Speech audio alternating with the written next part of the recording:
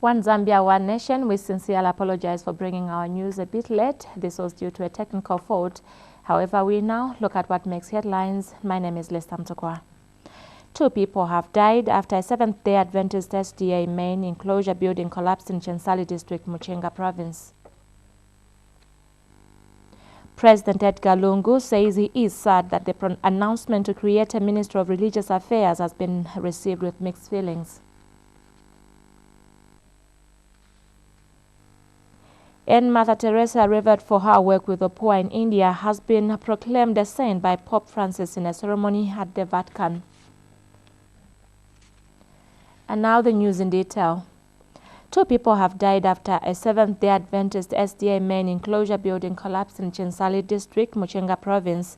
A 38-year-old woman and a 3-year-old child died, while several others are nursing injuries at Chensali District Community Hospital. The building is alleged to have collapsed as a result of a whirlwind during a church camp meeting that was being held in Mweye village. Both SDA Central Zone Chairperson Mumba Mona Chivize and Acting Chensali District Medical Officer Aaron Nyirenda have confirmed the incident in separate interviews with Zanis and Chensali today. Here's a report. This is where about 500 people gathered for a Seventh-day Adventist SDA camp meeting, and little did they know that lives will be lost and the building will look like this.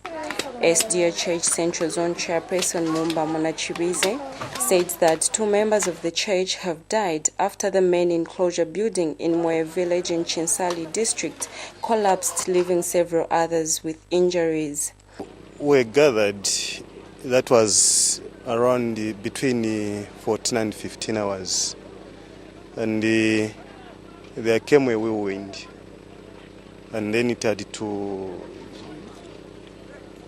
blow off, and then the tents and the ropes which were tied to the pillars could be the ones which made this part, or the pillars this side, fell down, and people were here got injured. Chensali Central SDA Church Elder Chanda Chansa, who was at the scene, shared what he had experienced and seen at the collapse of the building. Entered the booth, then I just saw the pillars collapsing from that side. It started from that side. Then that's when I realized that there was trouble. Then I had to rush out.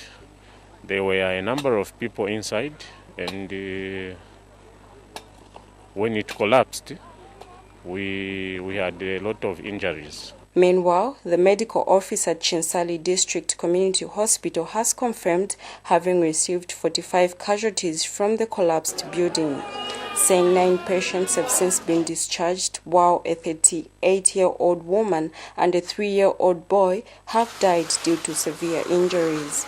Dr. Nyirenda added that among the 34 patients remaining, some will be discharged in the course of the day after being reviewed.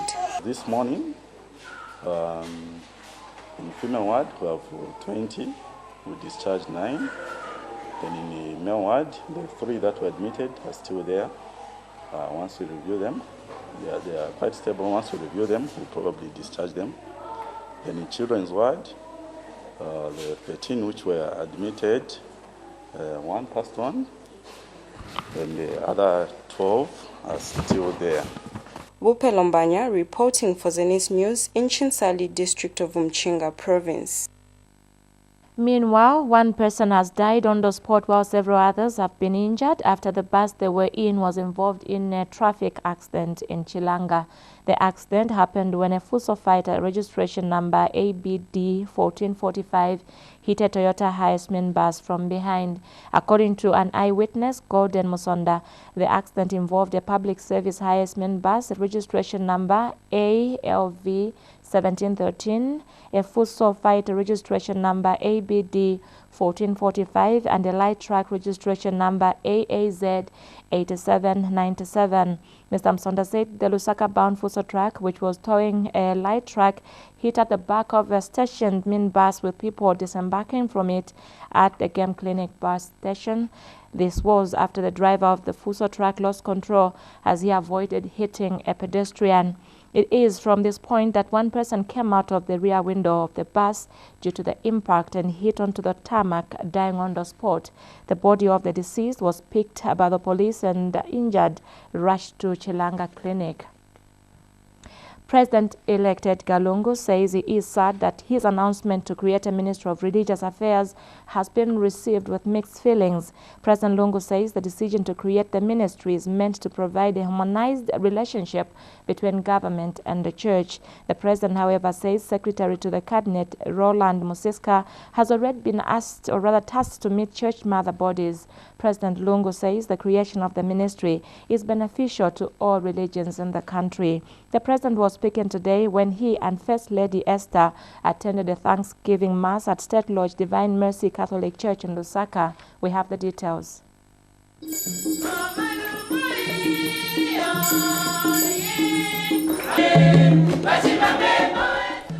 This has become President Edgar Lungu's leadership hallmark. President Lungu has continued to place God as priority as he governs the country. Today, the President attended a Thanksgiving Mass at State Lodge Divine Mercy Catholic Church in Lusaka. President Lungu was accompanied to church by First Lady Esther, State House and PF officials. Speaking when he addressed the congregants, President Lungu defended his decision to create the Ministry of Religious Affairs. Because right now, as I talk, the Secretary to Cabinet has been tasked to meet the church, the three mother bodies and all the other churches, including the Independent Churches Association of Zambia, so that we see how we can work together. I've got a job, I'm head of state, and you have got your job, you are priests, and you have bishops and so on. So we are just the same people. When we become leaders in the political area, we don't stop being your members of the church. We don't stop being Christians. But right now, we don't know how we can relate because Washukila Amos Chanda, Kusako State House. Washukila First Lady, Kusako State House. But what I want is a situation where we have a harmonized relationship with the church. Whether you are Pentecostal, you are Catholic, you are Evangelical, whatever. Shadow do kweva tiyo ndefo kweva things to abuse church. Ngafilangu mfika mvalela that Lungu wants to abuse the church. Who am I to abuse the church? Or who am I to take over the church? Lesa atupele nchukesha apusana. Ena nshukisha kwa mpela bu president. Namba fwe bali bu president mkufa bu patina ngubishkofu. Tedifititike hiyo. And delivering his sermon, Father Vincent Tembo encouraged Christians to continue working hard for God's kingdom. Kusata Yesu Kristu tiendera kuona ma priorities yacho. Just as in the corporate world people plan, also I have to see, to calculate, am I able to follow Christ? For me to be able to follow Christ is to let go my interest. To let go my interest. Then I will be able to say, yes, I'm able to do this. Meanwhile, State Lodge Divine Mercy Catholic Church chairperson Makpo Nyirongo appealed to President Lungu to help the church obtain title deeds for the church building, which has been in existence since 1978. In 1978, Divine Mercy started as a small Christian family of Catholic believers. The founding fathers went through difficulties in order to establish a permanent place to worship the Lord. Our church appreciates the encouragement from the believers and the clergy in Bauleni. We are happy to note that God has guided our church to where we are. Since becoming head of state, President Lungu has heightened the declaration of Zambia as a Christian nation by calling for national prayers and spearheading the construction of a national house of prayer. Yotam Mgar, ZNBC News, Lusaka. The investment of over 60 million United States dollars in Zambia by Amathion Agribusiness will provide the backbone for future farming in rural areas. Project Implementation and Monitoring Special Assistant to the President Lucky Mulusa says Amathion is uplifting the lives of people economically, socially, environmentally through its programs. Mr. Mulusa said this after touring the company's over 5,000 operational hectares of maize, wheat, soya, groundnuts, sugar beans, and breeding head in Mumbwa District, Central Province. Here's a report. Conservation farming is proving to be a leading example of responsible investment in agriculture, and many investors have realized this fact. Amathion, a European agribusiness and food company focusing on farming, trading, and food processing, has invested over 60 million United States dollars in Mumbwa District, Central Province to boost agriculture. It integrates its activities along the agricultural value chain. Since its inception in 2011 in Zambia, along Mumbwa Kasempa Road, 5,000 farmers have been registered and trained in conservation farming and business skills. We provide free training in conservation farming and business education, and we've established depots for our farmers to buy inputs and sell their grain to. There's a provision of farmer extension services to emerging farmers. Project Implementation and Monitoring Special Assistant to the President, Lucky Mulusa, who toured the company, was happy because Amathion is becoming a leading example of responsible investment in agriculture. Your company is actually achieving sustainable development and economic development beyond contributing towards economic growth. Your mere production of crops here adds to economic growth. But then beyond that, you're achieving sustainable development and economic development because you are empowering the local people to make sure that they own the means of contribution towards the final products that you are producing here. Indeed, investment that incorporates smallholder farmers into the rural value chain builds vibrant outgrower networks, fosters entrepreneurship, stimulates local productivity, and diversifies sources of income should be supported by all well-meaning stakeholders. Omondi Msonda, Mumbwa District, Central Province. Meanwhile, a Swiss company is set to invest over 5.5 million kwacha on the development of an ultra-business center and a filling station in Kitwondo Copper Belt.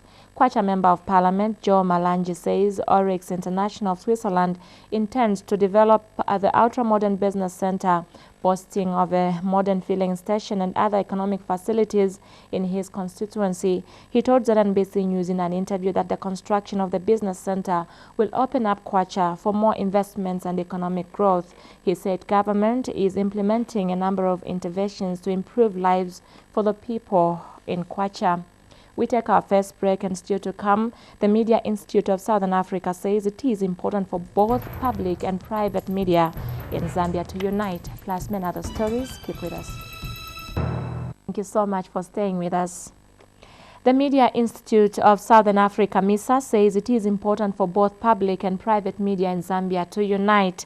MISA Information and Research Officer Kamofisa Manchishi says this is the only way the media will manage to stand up to various issues affecting them and enhance professionalism. He says unity among practitioners will help them address various challenges, being first with one voice. Speaking during a workshop in Livingstone, Mr. Manchishi commended the Livingstone Press Club for uniting all media organizations in the tourist capital. And Media Liaison Committee Secretary Ernest Chanda has called on all media organizations in the country to work together in unity to strengthen the profession. We have more.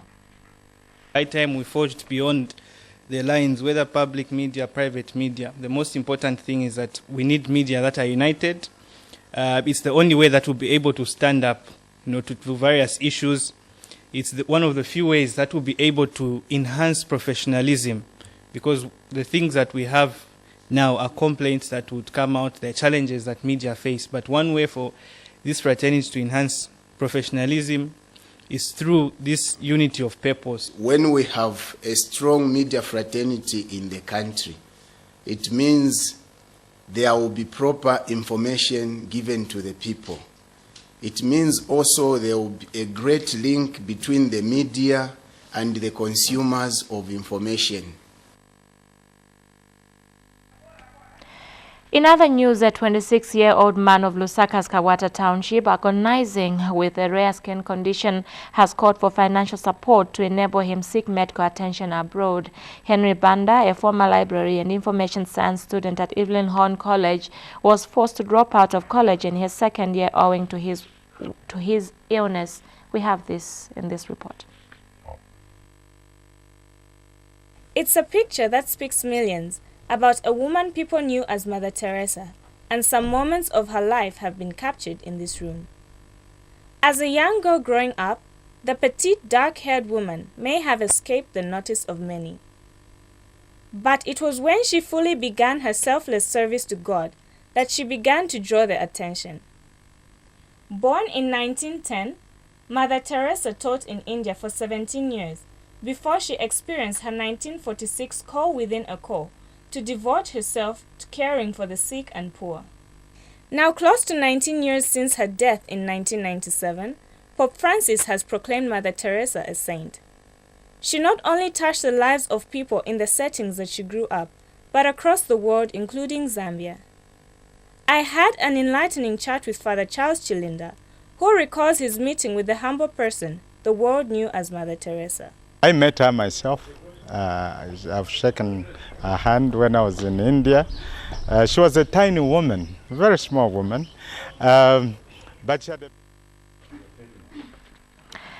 This is in a story where Mother Teresa, revered for her work with the poor in India, has been proclaimed a saint by Pope Francis in a ceremony at the Vatican. Francis said St. Teresa had defended the unborn, sick and abandoned, and had shamed the world leaders for the crimes of poverty they themselves created. Tens of thousands of pilgrims attended their canonization in St. Peter's Square. And meanwhile, the canonization of Mother Teresa to status of saint has been held by many Zambians. Pope Francis has proclaimed Mother Teresa a saint today, which is the Catholic Church's highest honor.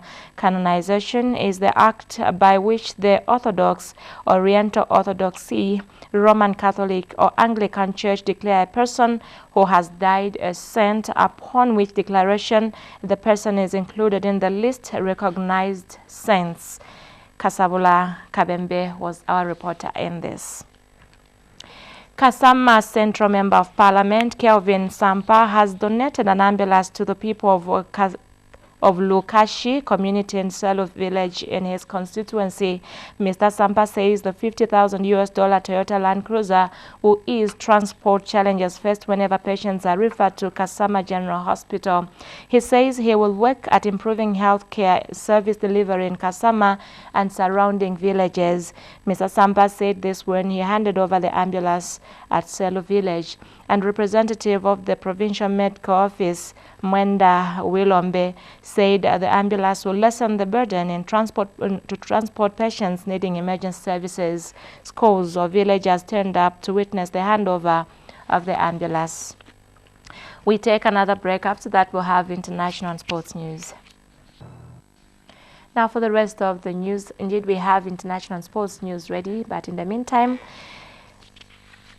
a 26-year-old man of Lusaka's Kawata Township, agonizing with a rare skin condition, has called for financial support to enable him seek medical attention abroad. Henry Banda, a former library and information science student at Evelyn Horn College, was forced to drop out of college in his second year owing to his illness. We have this in this report. He tells me that the mother could not allow the news crew to film him from home, so he settled for this tree in Kawata Township. 26-year-old Henry Banda has been agonizing with a rare skin rash for several years now. After visits to various health institutions, the condition, which medical experts have diagnosed as flat warts, has not improved. I remember this skin problem started when I was young. I've been to hospitals. I've been told no, they'll finish as you grow, and then that's the like. And then when I was in my college, as I was supposed to enter my second year, I just felt sick. I just woke up in the hospital. He shows me a picture of him before and after. The difference very visible. Henry, a former student of library and information science at the Evelyn Horn College, has an appeal to make. So I'm here appealing to His Excellency to come to my aid. I want my health back. I want to go back to school. The friends that I was with at school, they completed their working. And then from 2013 up to now, I'm just home. So that's what I pray, that the government will come to my aid, the president will help me. His eyesight has also been affected. All that Henry wants is for him to get better and get back to his studies. He whispers a little prayer and hopes that one day it will be answered. Lufola Nkowani, TV2 News in Lusaka. In foreign news, China's President Xi Jinping has urged leaders of the world's 20 largest economies to avoid empty talk as they look to quicken economic growth. World leaders are at an annual G20 economic summit, which is being hosted in China for the first time. President Xi said the global economy was at a crucial juncture due to volatile markets and feeble trade.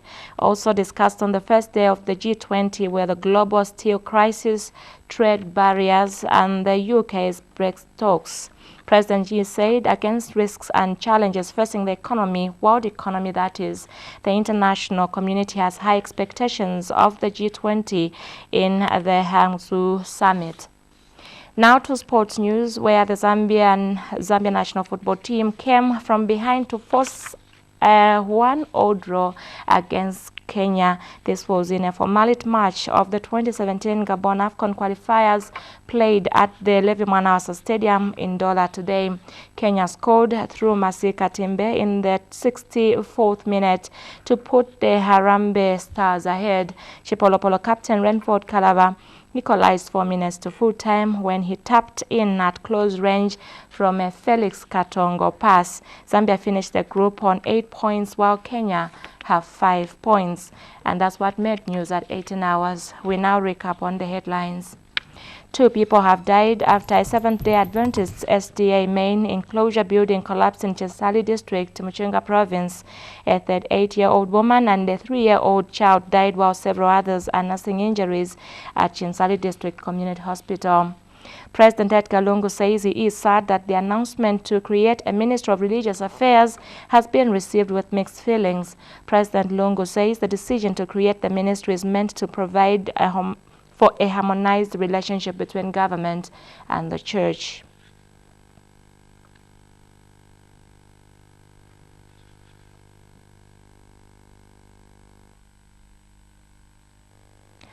And Mother Teresa, revered for her work with the poor in India, has been proclaimed a saint by Pope Francis in a ceremony at the Vatican. Francis said St. Teresa had defended the unborn, sick, and abandoned, and had shamed world leaders for the crimes of poverty they themselves created. We come back with more news at 20 hours. Good evening.